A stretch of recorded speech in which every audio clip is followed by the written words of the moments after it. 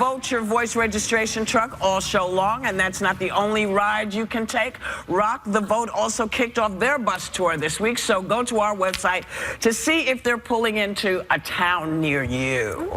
And speaking of rocking the vote, thank you. I feel that the three of you really understand me. Speaking of rocking the vote, Libertarian candidate Gary Johnson just had another brain freeze during a live town hall with his running mate, Bill Weld. Take a look. Who's your favorite foreign leader? Who's my favorite? Just name anywhere in the country, any one of the continents, any country. Name one foreign leader that you respect and look up to. Anybody. I guess I'm having an Aleppo moment in the former president of Mexico. But I'm giving you the whole world. I know. Anybody in the world you like. Anybody. Pick any leader. Trudeau. Oh, sorry. Touch that out. This comes on the heels of President Obama warning that a vote for a third-party candidate who has not really a big chance of winning could potentially be a vote for Trump. And do you agree with that? Was that a brain freeze? Should we be concerned about that? Well, yeah. I'm a libertarian. I'm going to need therapy because of this guy, because of Gary Johnson. It's so frustrating, and what's most frustrating to me is that he's fighting to get into these debates. He wants a seat at the table, which I've been out there saying, yes, you should have one. And now? And you're not doing your homework. Right. What are you doing? And libertarians always get a bad reputation. People say, oh, they don't know anything about foreign policy. That's not true. I know plenty about foreign policy. Rand Paul knows plenty about foreign policy. But Gary Johnson, as a representative for libertarians in this election, seems to not know very much about foreign policy. It's embarrassing. Just getting briefings from Sarah Palin. You never know. Do you think he still deserves, and this was not a gotcha question. I mean, there are gotcha questions out there. This is not a gotcha question. Name one person, a foreign leader you respect. Do you think that he still deserves a seat at the table? Or do you think this campaign's done? I like to hear everybody's voice, but for me, these are disqualifying moments. You want to, look, you're going to be president, you want to run for president, you're going to have to meet with these foreign leaders. If you can't identify well, then he'll learn who's who. He'll be able to know when he does a state dinner, he'll get to meet everybody. Then he'll write it down in a book, and then somebody will stand next to him and say, that's Trudeau. It's not going to work. Well, I know President Obama talked about voting for a third party is essentially giving a vote to... And can be. I totally agree with that, but I'm still a big believer that it's better to vote for someone than no one. It's a voice and a vote that people have lost their lives over and fought so hard for. So I know there are people I have heard say, I'm going to stay home this election. I'm like, that's not good enough. Yeah. Because even if people say your vote is thrown away, it is better to use it than not. That's... Joy is tossing to a clip. I am? Yes. Oh, yeah. You know what? Because this is an old clip, but I don't want to pile on the guy, but he says he used to smoke marijuana. Maybe that's the problem. Look at this clip. Oh, gosh. Watch this. There would be an examination of me and Bill Weld as who we are and what we've done, and not based on that. I think I could stand up there for the whole debate and not say anything and emerge as a leader. What was that? What's with the tongue? He had the tongue that did the... I don't know what he was trying to do. Was he trying to make a point? We don't know. I think he's trying to be funny, but this isn't funny. This is the problem. You're running for president. Let us make the jokes. Let Joy make the jokes. Let Whoopi make the jokes. You're running for president. Stop doing that with your tongue. Or if you're going to do it with your tongue, make your tongue work for you. That's right. You know what I mean? Against you. Instead of against you. Now, President Obama just suffered the first override of his presidency when Congress rejected his veto of the 9/11 bill that would allow victims' families to sue the Saudi Arabian government for having a role in the 9/11 attacks. Now, at the risk of getting a lot of heat for this, I find that I'm not sure that it's a good idea because, A, the 9/11 Commission did not prove that Saudi Arabia was complicit in this, and also, does that open us up in Vietnam? Does it open us up with the Iran-Contra scandal so that people come suing us? I mean... Iraq also. And Iraq, I mean... It's unprecedented. It's unprecedented, and I know it's a, I get the anger and the feel, but this is not an election year topic, because people aren't voting what is right for the country because they're afraid of saying you were against 9/11 families. I don't think anybody's against 9/11 families, and including me, so don't text or email, don't send me a whole bunch of stuff. I lost friends, okay? The vote was 97-1. Yeah. It was just I mean, we've scary. never seen that in his entire administration. Yeah. Why this particular vote? Well, it seems like because it's an election year, everyone was going to be seen as voting Yes. against the 9/11 victims, which that's not the case. This does open us up a lot because we're involved internationally in everything. And lots of stuff. Yeah. It's a little murky. Even Secretary Clinton said that she would have voted with the majority of the senators. It doesn't, She's but it running doesn't, also. it's She's wrong. running. That's it. You know, you can't, it is not a good idea. If you want to sue people, sue the people who did it. Yeah. Don't sue, because I didn't vote for the Iran-Contra. I'm not part of Iran-Contra. I don't want anybody suing me. Right. I don't want them suing the country saying I had anything to do with it. But Obama's right, actually, on this point. He's I believe 100% right, because what he's saying is we are doing drone strikes around the world. Yes. And what's going to happen? We're going to be, our military people, our intelligence people would be brought into foreign courts. Yeah, That is not, that's... What So does it Trump puts them in say? danger. It puts all of our What people does in Trump danger. say? He likes to sue everybody. What does he say? Let's find out. We'll be right back.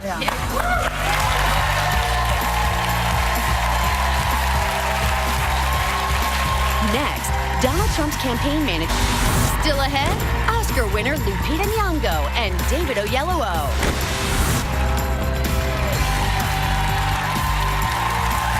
As this week is proving yet again, there has never been a presidential candidate anything close to Donald Trump, which is why this lady may have the hardest job in politics. Please welcome Trump campaign manager Kellyanne Conway to the table. Thank you so much for being here.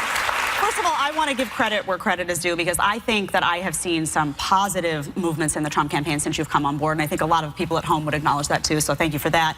But I want to get right to it, because in speaking about Monday night, a source within the campaign has said that Trump's failures in that debate were more about execution than preparation. A lot of people want to know, did he lose his nerve in that moment? I thought he was a complete gentleman to her, and he hasn't gotten a lot of credit for that. At the beginning, he said very graciously, Secretary Clinton. Then he said, may I call you Secretary Clinton? And she sort of looked, and he said, I want you to be happy. It's very important to me. At the end of the night, after she hit him with some really negative attacks, he said to her, I came here ready to play rough and say some things about you, but I won't do it because your family's here, but I'd appreciate if you stop running all these negative ads about me. So I don't think he gets credit for restraint, and restraint is a virtue. In fact, it's a presidential virtue. But he did go in there prepared. I'm talking about policy, though, because I was at home, and I was, in truth, jumping through my television on issues like the Clinton Foundation, on Benghazi, on her Obamacare, emails. you name So it. people are saying there were missed opportunities for him to come back and have responses to that. Where was he in those moments, and will he be there next time? He will. And he obviously knows all of those issues, had prepared all those issues, Jedediah, but he actually was answering the questions asked of him. And sometimes Mr. Holt was asking the questions, sometimes Hillary Clinton was interjecting with something that had not been asked, and he was answering them literally. But you're right. This election is what it has always been about. So, wait a minute. If you're part of the 70%, if you're part of the 70% of Americans, including women who have said, I want this country to go in a new and different direction, if you say you want a change, as most Americans do, if you care about the 12.9 million women who have no health insurance, the 16.9 million women who are in poverty, then I think the choice is very clear. Wait a minute, he's only supposed to answer. Because you just did what he doesn't do. He doesn't give any information. He doesn't say, and I'm glad to see you here. It would have been nice if he had showed up, because I noticed he goes to all the shows where the guys are. How come he didn't come today?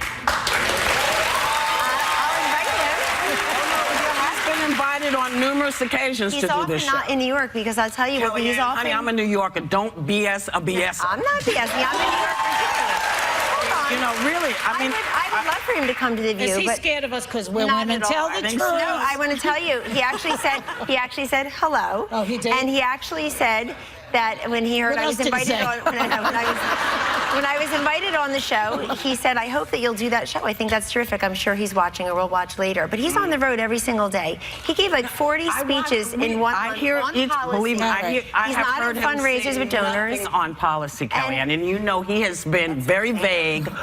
That's not fair. Whoopi, it's not fair. He's out there every single day. No, sorry. Listen, I'm out here every day, but I have to say something, and he says nothing. He goes out, he says, we're going to make America great again. He doesn't tell you how. He says, all these people are bad, and this is what's going on, but I'm not going to tell you why they're bad.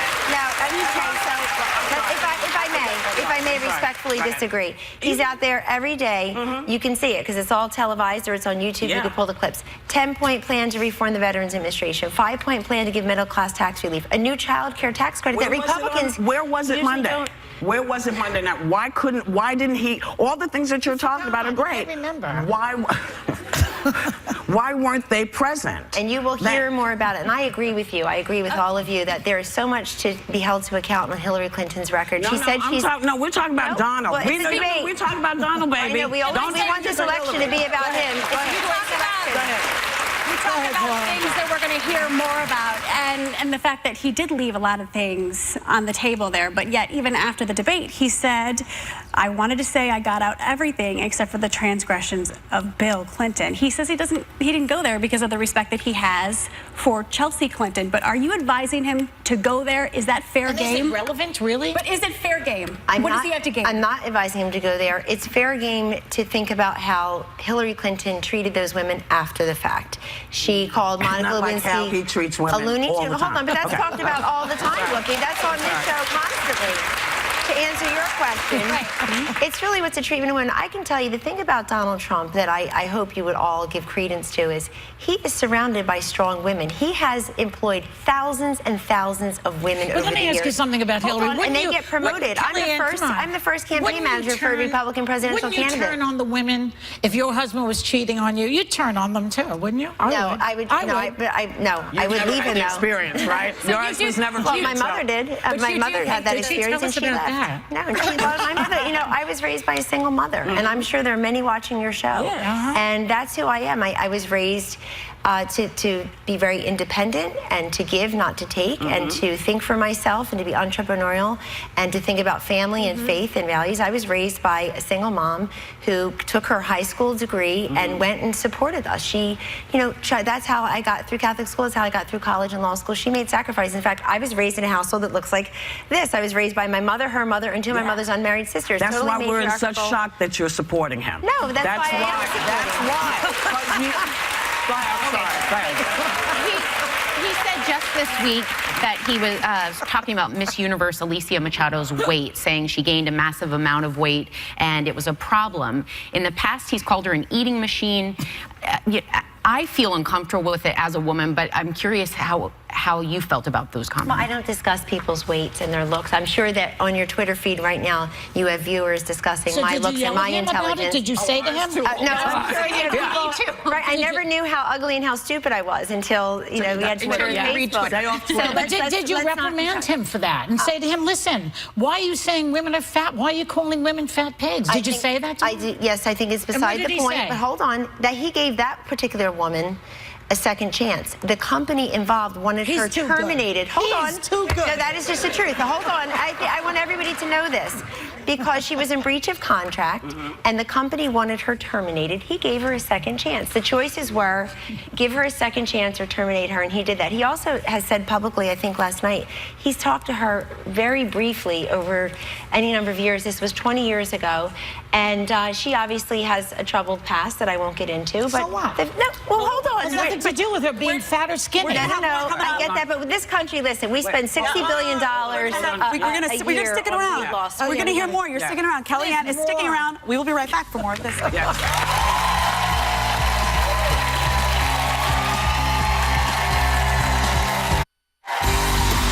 Tomorrow, SNL Weekend Update anchors Colin Jost and Michael Che hit the Hot Topics table. And star of the sizzling new series Conviction, Haley Atwell. Hey, we're back with Kellyanne Conway. Come on, y'all. So Trump has always questioned Hillary's health and was even doing so last night. Does he believe she's hiding something? And if not, why does he keep talking about this issue? Well, he's talking about her stamina and her energy because he's out on the road every single day giving speeches, talking about policy. We looked at just their August calendars, and she spent a lot of time with donors at fundraisers behind closed doors, and he spent a great deal of time in these rallies. I've been to these rallies with him, Sarah, 15,000 people and 5,000 more trying to get in. So I saw the new ABC News poll that came out on Sunday, and 75% of Americans said that Donald Trump is healthy and fit to do the job of president. Well, And let me ask you 53% of something. Americans said Hillary was. What's with the, That's America. That's so your what's poll. What's with the sniffles? What was the sniffles about? What was all that sniffling He said about? it wasn't a cold. What was the sniffling was it? about? Well, it wasn't And the what water. What's it with the wasn't what water? Howard Dean said. I guess he was thirsty. You're going to criticize somebody But they for went being after thirsty and Marco Rubio. sniffling? Remember we went after Marco Goodness. Rubio for that? But Wait, this- we're going to go after him for drinking water, and we're not going to ask They did Hillary it to Marco Clinton Rubio. why 5 people on her staff pled the 5th and took immunity last week? Here's the problem. Here's the But here's the problem, Kellyanne. Once you open that can of worms, we have to then open your can of worms. Because, you know, as we have said, where are they? He said he'll release he'll release when her emails are released. Now, you know, they've gone in to look. The FBI said, oh, no. He says, oh, no, they didn't really do it. Where are his damn tax returns, and why don't we know what he spent? Where is it? Because I'm tired, you know, I know what size Hillary Clinton's bra cup is. I know how much she spent on her bra. The transparency is insane. Where is his I'm sorry. I don't want to know that about her. What I want to know is what she was hiding in 33 emails, 33,000 emails she deleted. What is Donald Trump hiding by not releasing that information? So there is a 104-page financial disclosure if you can't, form. you can access. She has never been hacked. She's never been hacked. I want to know, since every other president has had to do it, where are the tax returns? So that's what I want to know. I'll repeat what he has said many times. I know you will. It's under audit by his lawyer and his accountant. It's bold. It's bold. It's bold. It's not. First of all, let me tell you what America wants to know. What their tax return will look like under a President Trump and a President Clinton. Under President Hillary Clinton, their tax, he's not hiding anything. I think he is. Well, I mean, there's no denying that Hillary Clinton did delete more emails than she turned over. I want to ask you about a story that's breaking this morning from Newsweek, that one of Trump's companies spent money in Cuba during the embargo when Fidel Castro, during his regime. The whole story. But these are serious accusations. To find out that then he didn't invest in it. No, they're not treasonous. I read the entire story. It starts out with the screaming headlines, as it usually does, that he did business in Cuba, and it turns out that he decided not to invest there.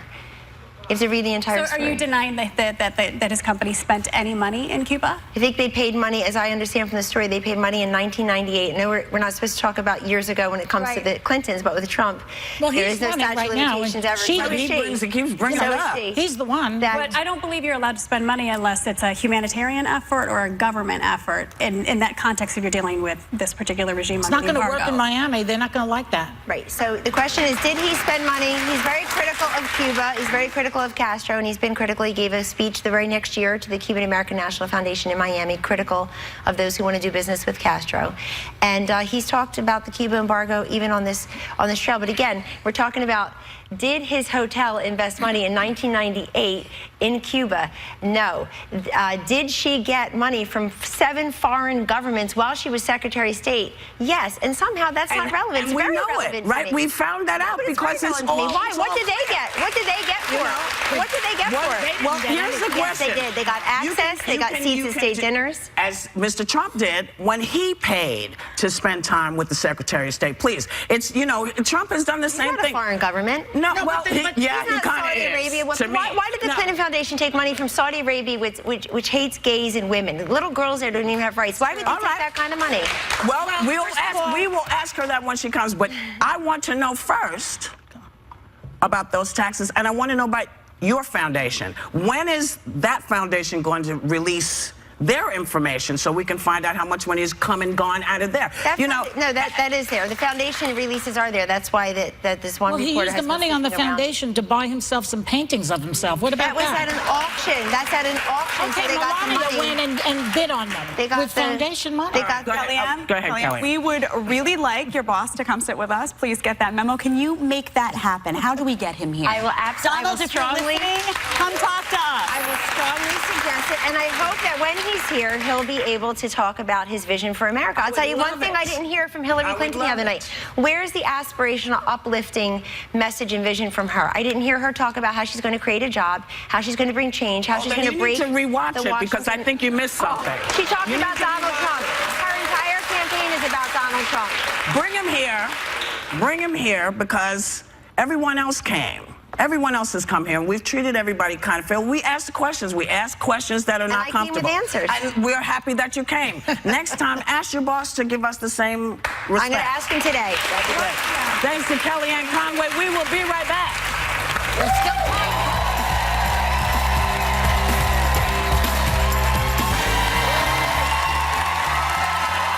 Hey! Raven has been outside all morning with the BET Vulture truck, getting people registered to vote. Ray, how's it going out there? Hey, y'all, we are having a blast out here. We just found out that the audience producer, Ashley, is not registered to vote. Why aren't you registered to vote? I've moved around so much that your registration gets expired. You have to, like, stay on it and make sure you're registered to vote this year. See? Okay, so let's get you registered. It only takes a few minutes right here on this iPad. Right. She's, like, almost done. Okay. It's going to be amazing. Are you excited to vote this? I'm so excited. Everyone needs to get out there and vote. We need to hear everyone's voice, especially this time around. I agree. Well, All right. And Paula. Yes. See, you just got much brighter glimpse into the future. What's happening? Oh my gosh, I just had the amazing honor to go MC the Boys and Girls Clubs of America, their National Youth of the Year gala in Washington, D.C. These kids are so extraordinary. Yes. They picked their National Youth of the Year, these young ladies, and I just can't say enough about what the Boys and Girls Clubs in general has done. You look at some of their alum, Michael Jordan, Jennifer Lopez, Cuba Gooding Jr. have gone through there. Sometimes it's really the only safe place for a lot of these kids in underserved areas, and if we can do more, I also want to say congratulations. All those girls are winners. Jocelyn won, but congratulations. Those girls are so inspiring. One of them's going to be a fighter pilot. Oh, we like that. Yeah. So I just say thank you. Thank you to the Boys and Girls Club. That's cool. Yes, and we want to say goodbye to a very talented lady who used to be The View's next-door neighbor, Agnes Nixon, the creator of All My Children. She was 93, and she left us, and she was kind of spectacular because she was doing this in a time when women weren't the first people you thought of to write the soaps. So she was quite magnificent. And as are we. We're quite magnificent. And we want to say we'll be right back.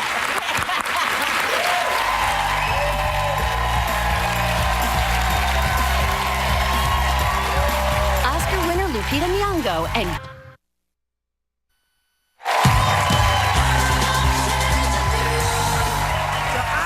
Lupita Nyong'o and David Oyelowo have critics cheering for their new movie, Queen of Katwe, the triumphant true story of how a young girl found her way out of the slums of Uganda and became an international chess master. You hear what I'm saying? International chess master. Please welcome Lupita Nyong'o and David Oyelowo. I want to first say, David, you recently became, we found out, a U.S. citizen. I want to congratulate you on that. So exciting. Thank you. And I'm just wondering, though, we have an election coming up. Did the timing have anything to do with it? Why now? What made you decide to do that right now? Well, you know what? I did a film called Selma, in which I played... in which I play Dr. King, and that film centers around voting rights. And I've lived here for nearly 10 years now, and to be walking around doing a film about voting rights, encouraging people to vote, and you can't vote yourself, is a little hypocritical. So I decided it's time to do it, and no time better than now. Yes. No, I'm just saying welcome. Thank you. It's so interesting to me that coming from the UK, if you said to a UK citizen, yeah, I'm thinking about becoming a Brit, they'd be like, what do you want to do that for? And here, I mean, literally, I tell people I've become a citizen, oh my God, that's so amazing, welcome! It's a very different thing. Lupita, we also have to ask you about a video that you made that is going viral right now. You guys take a look. It's the greatest. 1, 2, check it. Mexican born Kenya running through my veins. Dark chocolate, plus I keep a sharp name. Lancome fresh face, looking tailor made. Disney on the books, so you know I stay paid. You are really good. I had a little help from my friends, let's be As we all do. But how did that video come about? Well, I was thinking of a way to celebrate my hitting 3 million followers on Instagram, and my friend, I have an MC friend called Robin Hood. We went to school together. Her name is Miriam Hyman, and she is a dope MC. So I asked her to pen me some lyrics, and I would drop them on my Instagram. Yeah!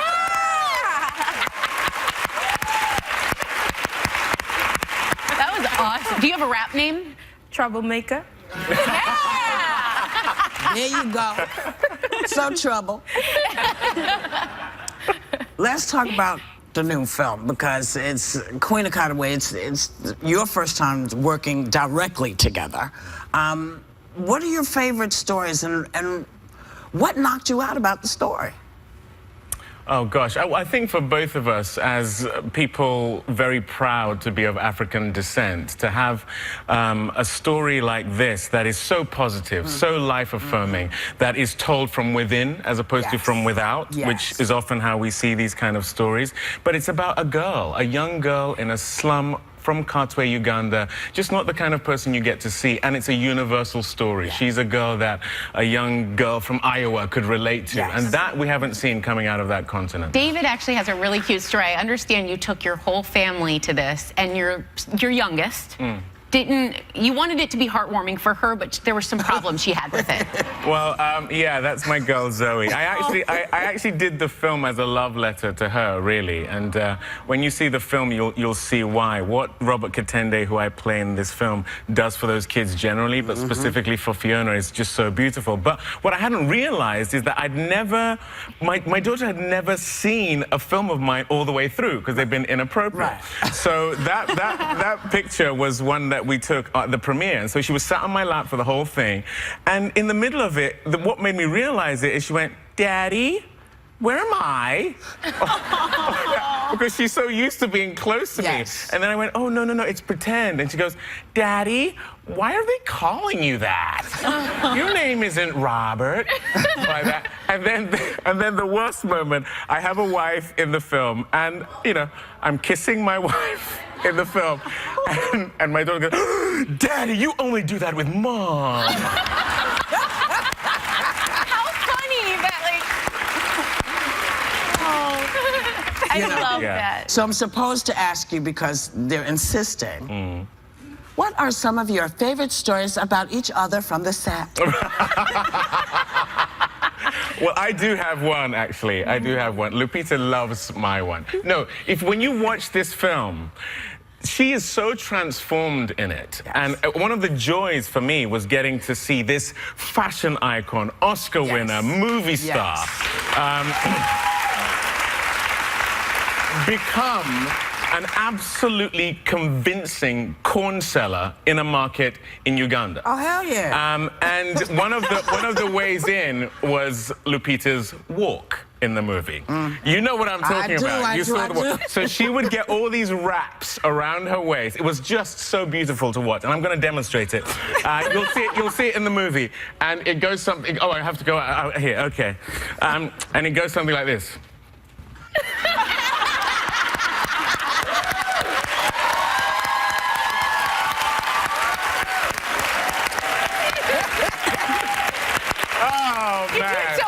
Well, you know, I have an African mother myself. So yeah, but that was fantastic. Anything you want to talk about with him? Oh, no. Well, it'll only seem like I'm copying him, but he would play this game. He would play this game with the kids between takes. Yeah. In Luganda, the word for your bottom is kabina, and the kids would egg him on to move his kabina. So he did a different version of that, which is. He went.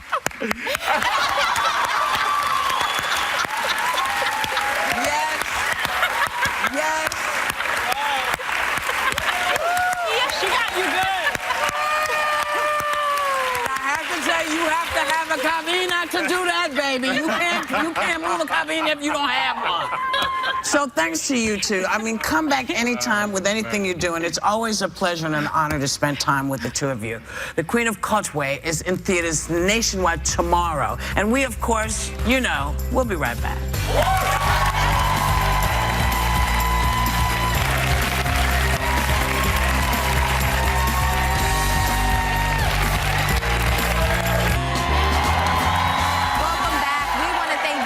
Vote Your Voice truck for helping us continuing our week-long celebration to get people registered. Don't miss out, people, really. Check out our website to see if the bus is going to be pulling up to a city near you. And don't forget how important and easy, it's super easy to vote your view on this election day. You know what day it is today, Raven?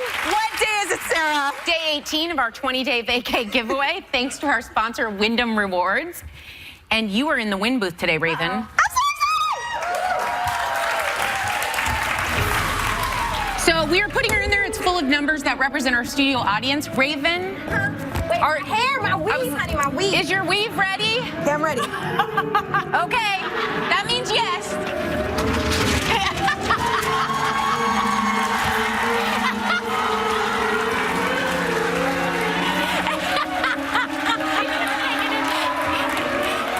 Other than dancing, were you able to find a number in there? And the winner is...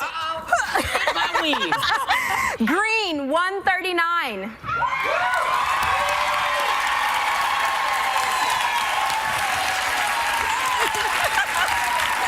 Ask her. Congratulations. Thanks. What's your name? Ashley Bates. Where are you from? San Antonio, Texas. Well, a big congratulations to you. You're getting a trip to stay at the Dolce Silverado Resort and Spa in Napa Valley, California. Have you ever been to Napa before? Gorgeous. Wine country. Woo! Good Yes. olive oil. And we're giving away 2 more trips tomorrow, so tune in to see which audience member gets one. And viewers at home need to visit our website by midnight Eastern tonight to see how to enter for a chance to win tomorrow's vacay. After the view, we're going to be streaming. We're streaming I was today. going to mention that. Oh, okay. They have live stream after the show where they all sit around and talk about other stuff that maybe we didn't talk about on the show. And maybe we did. Yeah. And so we want to say thanks for Kellyanne for coming. Yes.